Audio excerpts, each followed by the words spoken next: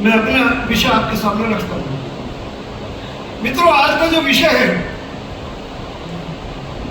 वो one nation one law है। As such आज तक ये वन नेशन वन लॉ अमृत काल में जा रहे हैं तो भी पास नहीं हुआ है, लेकिन हमें थोड़ी बैकग्राउंड में जाना पड़ेगा। मैं 2-4 मिनट थोड़ा फालतू ले लूंगा, आशा है अध्यक्ष जी मुझे याद देंगे। मैं आपको जरा आजादी के समय से पहले ले जाऊंगा। मित्रों, आज से 150 साल पहले, लगभग 150 साल पहले, ब्रिटिश एडमिनिस्ट्रेशन ने एक कमेटी बनाई थी और उस कमेटी का नाम था लेक्स कोसी रिपोर्ट। वो एक सिविल सोसाइटी को सिविलाइज तरीके से चलाने के लिए उसमें कॉन्ट्रैक्ट, एविडेंस, इस प्रकार की चीजों को उन्होंने शामिल किया, लेकिन उन्होंने भी उसमें पर्सनल लॉज को शामिल नहीं किया। और बाद में उन्होंने माना कि हाँ, ये यूनिफॉर्मिटी नहीं है, और उसके बाद 100 साल उसमें कोई काम नहीं हुआ। शायद मुझे लगता है जो लोग दुनिया पर राज करते थे उनकी पॉलिसी भी ये थी, डिवाइड एंड रूल। हम थोड़ा सा और आगे बढ़ते हैं इस विषय के ऊपर। जो संविधान सभा बनी, कॉन्स्टिट्यूशनल जो है समिति बनी, असेंबली बनी, कॉन्स्टिट्यूशन असेंबली, उसमें बहुत सारे विषयों के ऊपर ड्राफ्ट बने थे। उस ड्राफ्ट कमेटी ने भी एक यूनिफॉर्म सिविल कोड के ऊपर एक ड्राफ्ट बनाया था। जो लोग रिसर्चर्स हैं, मेरी इस बात को अंडरलाइन करें और कहीं ना कहीं संविधान सभा की डिबेट्स में अगर रिसर्च करने का आपको मौका मिल जाए तो उस डिबेट में भी बहुत सारे प्रोज एंड अगेंस्ट में लोगों के विचार आए थे, लेकिन मेजॉरिटी में समर्थन में आए थे कि हाँ, यूनिफॉर्म सिविल कोड बनना चाहिए देश के लिए। क्यों बनना चाहिए? क्योंकि हमारे यहां उस समय भी विविध प्रकार की भाषा जानने वाले प्रांतों के लोग उस समय भी थे, आज में भी। लेकिन डिबेट के बाद उन लीडर्स ने जो देश को धर्म के नाम पर बांटने के लिए तैयार हो गए थे, शायद उनमें से कुछ की विजडम ये देख रही थी कि आने वाला समय हमारा कैसा है। शायद उनको पार्टीशन का अंदाजा था, शायद उनको पार्टीशन के विभीषिका का अंदाजा था, और उसमें से कुछ लोग ऐसे रहे भी होंगे जिनके वेस्टेड इंटरेस्ट बन रहे होंगे। उन्होंने जानबूझ के साजिश के तहत इस यूनिफॉर्म सिविल कोड के सब्जेक्ट को आर्टिकल 35 में जो ड्राफ्ट किया था उससे निकालकर आर्टिकल 45 के अंदर जो स्टेट का सब्जेक्ट है उसमें डायरेक्टिव प्रिंसिपल्स में डाल दिया। डायरेक्टिव प्रिंसिपल्स का मतलब ये हो गया, जहां डायरेक्टिव प्रिंसिपल्स आ जाता है वहां मैंडेटरी नहीं होता, स्टेट सब्जेक्ट बना दिया गया, स्टेट्स के ऊपर छोड़ दिया गया, आप जैसा ठीक समझे वैसा कर लो। अब कहोगे 50 साल उनका राज था, उन्हें 60 साल तक इस देश के अंदर इसके ऊपर डिबेट भी नहीं हुई। जो डिबेट करते रहे वो लोग थे जो पहले भी डिबेट कर रहे थे, पहले भी ये चाहते थे, उस समय भी चाहते थे, बीच में भी चाहते, आज भी चाहते।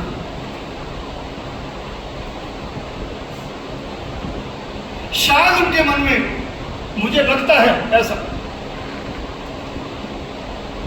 कि उन्होंने एक जनता के, एक विशेष समुदाय के लोगों में, मैं इसको विशेष ना कहकर माइनॉरिटीज के मामले में कहूं तो अपनी रोटियां सेकने के लिए, गोटियां सेकने के लिए उनके मन में ये डर बैठा दिया गया कि जब भी हिंदुस्तान के अंदर यूनिफॉर्मिटी की बात हो आप हाँ मत बढ़ना।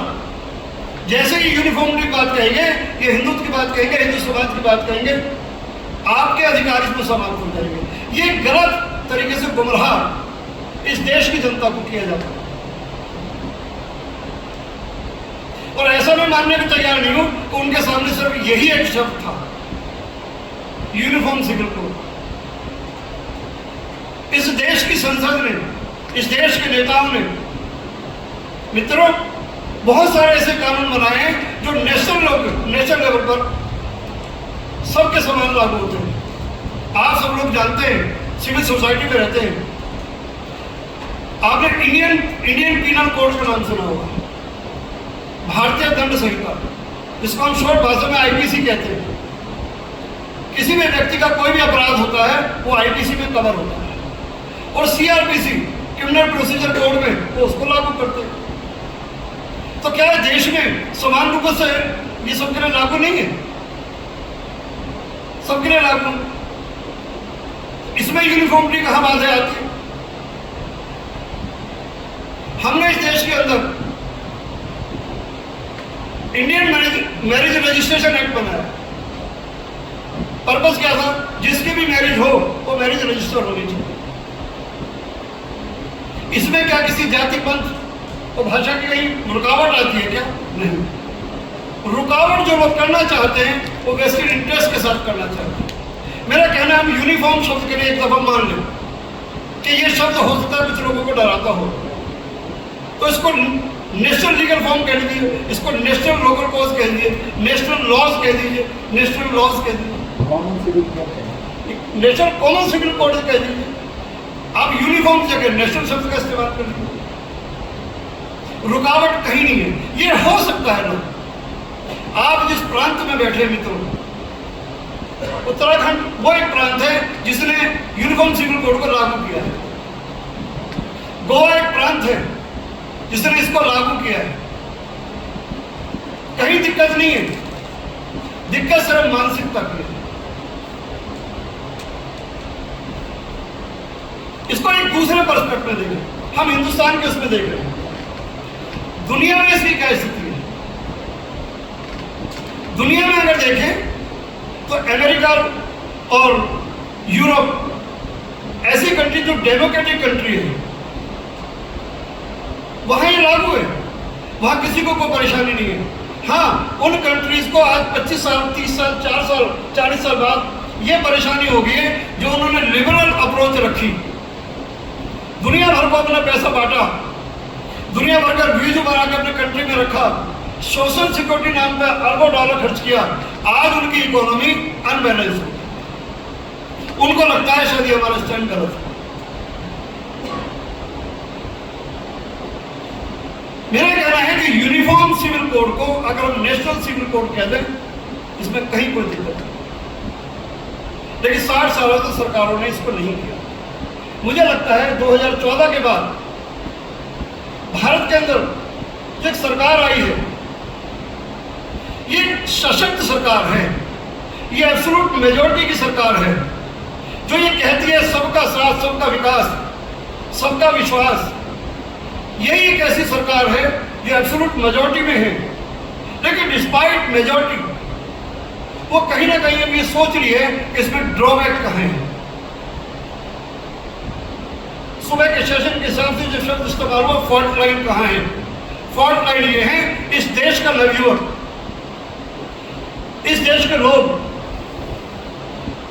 हम एनजीओ के माध्यम से, आरडब्ल्यूएस के माध्यम से, अपने सांसद प्रतिनिधियों के माध्यम से, विधानसभाओं के मेंबर्स के माध्यम से, अगर जनता उन पर दबाव बनाए और ये प्रस्ताव संसद के पास जाए और संसद जब ये देखे देश के अंदर 50 करोड़ लोग, 100 करोड़ लोग यूनिफॉर्म सिविल कोड चाहते हैं, तो इस सरकार को लागू करने में कुछ ही मिनट लगेंगे। ड्राफ्ट तैयार है, मानसिकता तैयार है। मुझे लगता है जनमत की आवश्यकता है। मैं फ्रांस के इस माध्यम से, इस मंच से फ्रांस के पदाधिकारियों का आभार व्यक्त करता हूँ कि जिन्होंने इस विषय को रखा है। मैं ये भी जो है निवेदन करना चाहूँगा कि पूरे देश में भरपूर तरीके से हमारी जितनी भी कॉन्फ्रेंस हो, इन सब का प्रस्ताव पास करके लॉ कमीशन के पास जाना चाहिए, मिनिस्ट्री ऑफ लॉ में जाना चाहिए, ताकि ये प्रस्ताव पास होकर जाए और उनको ये लगे कि देश का जनमानस इसके लिए डिमांड कर रहा है, इसके लिए आवश्यकता महसूस कर रहा है। मैं और उदाहरण देता हूँ। इस देश के अंदर जितने भी एक्सीडेंट होते हैं, किसी भी प्रकार का कोई एक्सीडेंट है, क्या उसको क्लेम लेने के लिए कोई अलग अलग प्रोसीजर है क्या? नेशनल लॉ है। हमारे ऐसे 85 लॉ है। सिर्फ कुछ पर्सनल लॉज को छोड़ दें, उनके भी ध्यान सरकार रख सकती है, उनका भी ध्यान रखना ही चाहिए। लेकिन जहां नेशनल इंटरेस्ट की बात हो, जब राष्ट्रीय सुरक्षा की बात हो, राष्ट्रीय सुरक्षा के आगे किसी भी व्यक्ति समाज का हित, किसी भी व्यक्ति समाज का जो है पर्सनल लॉ, वो आड़े नहीं आना चाहिए। राष्ट्र को प्रमुखता देते हुए ऐसे नेशनल लॉज को बनाने के लिए बहुत तेजी से प्रक्रिया पास करने की आवश्यकता आज के समाज के लिए है। ये चुनौती है, हमको इसको पास कराना चाहिए। हमारी बार एसोसिएशन ने ऐसे 20 प्रस्ताव पास करके हमारी बार काउंसिल में भेजे हुए हैं, बार काउंसिल में पास करके लॉ कमीशन के पास भेजे हुए हैं। Law commission time to time अपनी रिकमेंडेशन सरकार के पास भेजती है। तो आप भी अपनी इन गोष्ठियों के माध्यम से इस तरह के प्रस्ताव पास करके, इन उदाहरणों को देकर, वन नेशन वन लॉ, अब बताइए हमारी सिटीजनशिप एक है, हमारा नेशन एक है, तो हमारे कानून एक से क्यों नहीं हो सकते?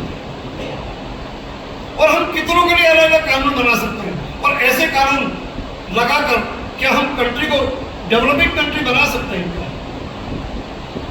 हम विकासशील देश बनना चाहते हैं, हम विकसित देश बनना चाहते हैं, हम 5वीं इकोनॉमी हैं, हम तीसरी इकोनॉमी, दूसरी इकोनॉमी और 1 नंबर इकोनॉमी की तरफ बढ़ रहे हैं। तो हमको अपनी तरक्की, हमको अपने कानून भी उसी प्रकार से ले जाने पड़ेंगे, ताकि सिंगल विंडो पर आकर कोई भी आदमी ये कह सके कि लॉज है तो इस कंट्री के हैं। तो हमको लॉज में भी सिंगल विंडो देने की आवश्यकता है। मैं एक और उदाहरण देता हूँ। हमारा देश का नागरिक मानो किसी दूसरे देश में चला जाता है, तो क्या उसकी नागरिकता खत्म हो जाती है? वो उस देश में तो वहां का नागरिकता ले भी ले तो भी वो यहाँ का नागरिक कहलाता है, और वो OIC होता है, ओवरसीज इंडियन सिटीजन। 2018 के बाद आप बहुत सारे लोग जानते होंगे, देश के अंदर एक नया कानून बना, जिसको 2021 के बाद जो ITR फाइल उसके लिए हुआ। हिंदुस्तान के अंदर रहने वाला हर एक व्यक्ति, हिंदुस्तान का हर नागरिक, वो दुनिया के किसी भी हिस्से में व्यापार करता है, रहता है, अगर वो हिंदुस्तान में रहता है, अपनी ITR फाइल करता है, तो उसको पूरी दुनिया में उसकी कहीं भी कोई संपत्ति है, कोई भी उसकी इनकम है, उसका डिस्क्लोजर अपनी ITR में करना मैंडेटरी है। पहले मैंडेटरी नहीं था। क्यों किया गया है? नेशनल सिक्योरिटी के कारण किया गया, राष्ट्रीय सुरक्षा के कारण किया गया। लोगों ने लाखों करोड़ रुपया, अरबों करोड़ रुपया इस देश से ले जाकर विदेशों में जमा कर दिया। विदेशों में वो पैसा, व्यक्ति यहां से गया, कहीं वो अनफॉर्चुनेट विदा हो गया इस दुनिया से, वो पैसा जब्त हो। भारत सरकार ने कहा ये नहीं हो सकता, इंडियन करेंसी की चोरी करके कोई नागरिक बाहर ले जाए, हमको उस पैसे का लाने का अधिकार होना चाहिए। अब कानून बन गया है। अगर किसी व्यक्ति ने अपने ITR में अपनी संपत्ति का, अपने पैसे का डिक्लेयर नहीं किया है, और वो पैसा भारत सरकार की नॉलेज में आ जाता है, तो भारत सरकार उस पैसे को जब्त कर सकती है। तो ये राष्ट्रीय सुरक्षा के साथ जो लोग खिलवाड़ करते थे, ये उसको कंट्रोल करने का एक काम किया गया। इसमें नेशनल लॉज बनाने की इसमें जरूरत है। कई साल पहले बिटकॉइन करेंसी का जिक्र हुआ था।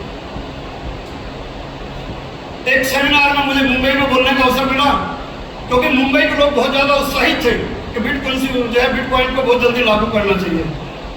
मैंने कहा बताइए, जिस पैसे का हिसाब आप ही नहीं रख पाते, जो हवा में करेंसी है, आपके पास उसका डिजिटल कोई रिकॉर्ड नहीं है, आप उसका डिजिटल रिकॉर्डिंग से दूसरे को दे नहीं सकते हैं, उसकी रिकवरी कैसे हो? आपने अपना हार्ड एंड मनी उसमें लगा दिया, वो डूब गया, आदमी चला गया, तो उस पैसे की रिकवरी कैसे करेंगे? क्योंकि वो अनऑथराइज्ड करेंसी है। इसलिए कानून बनाया नेशनल लॉज में कि दुनिया में कोई व्यक्ति कहीं भी कोई किसी प्रकार का अपनी संपत्ति रखता है, इनकम रखता है, मैंडेटली इसको अपनी जो है ITR में डिक्लेयर करना पड़ता है। आज हिंदुस्तान में इंडियन मैरिज रजिस्ट्रेशन एक्ट है, लेकिन इंडियन डाइवोर्स एक्ट नहीं बना अभी तक। हमारे पास कोई ऐसा डाटा नहीं है कि हिंदुस्तान में शादियां तो हुई इतनी हुई, डाइवोर्स कितनी हुई। मैंने भारत सरकार के बड़े अधिकारी से इस पर प्रश्न कर लिया, कहने लगा मुझसे एक आंख को मिलना। मैंने पूछा क्या हुआ, डरते हो क्या ये डिक्लेयर करने की हमारी सिविल सोसाइटी टूट रही है? मैं आपको डेटा देता हूं, हिंदुस्तान की अदालतों में सबसे ज्यादा डाइवोर्स उन लोगों के हो रहे हैं जिनकी शादी 1 साल 2 साल 3 साल हो गई, वो कहीं ना कहीं शिकार हुई। डेटा बनना चाहिए।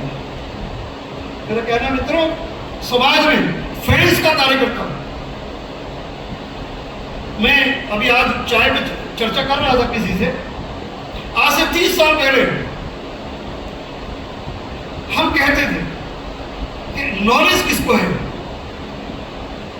आज सबसे ज्यादा आवश्यकता अगर किसी व्यक्ति को है तो नॉलेज की है। मेरी बहन से मेरी चर्चा हो रही थी कि स्टार्टअप में कितनी पूंजी चाहिए। मैंने इनसे जिक्र किया कि ट्विटर के मालिक ने ट्विटर को शुरू करने के लिए मुश्किल से 2 लाख रुपए खर्च किए होंगे। आज वो $45 बिलियन का मालिक है। आज की डेट में सबसे ज्यादा धनी वो है जिसको नॉलेज है, डेटा कलेक्शन है,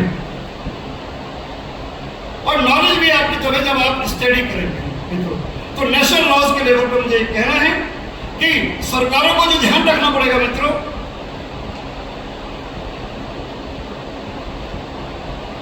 status of all citizens, religious irrespective of race, caste and sex, gender neutrality and fairness, equal opportunity to all regarding education और employment। सबसे ज्यादा दिक्कत अगर नेशनल लॉज के बनाने में कहीं आ रही है मित्रों, तो वो आ रही है मैरिज और प्रॉपर्टी राइट को लेकर। इसके लिए सबसे ज्यादा आवश्यकता है नेशनल लॉज बनाने की। हमने लॉ कमीशन को बहुत सारे सुझाव दिए हुए हैं। मुझे लगता है आज के परिप्रेक्ष्य में इसी प्रकार की इंफॉर्मेशन की आवश्यकता है। वन नेशन वन लॉज के ऊपर मैं अपनी वाणी को विराम देता हूँ। आपने सुना, धैर्य से सुना, आपने मुझे मौका दिया। बहुत बहुत धन्यवाद, बहुत बहुत आभार।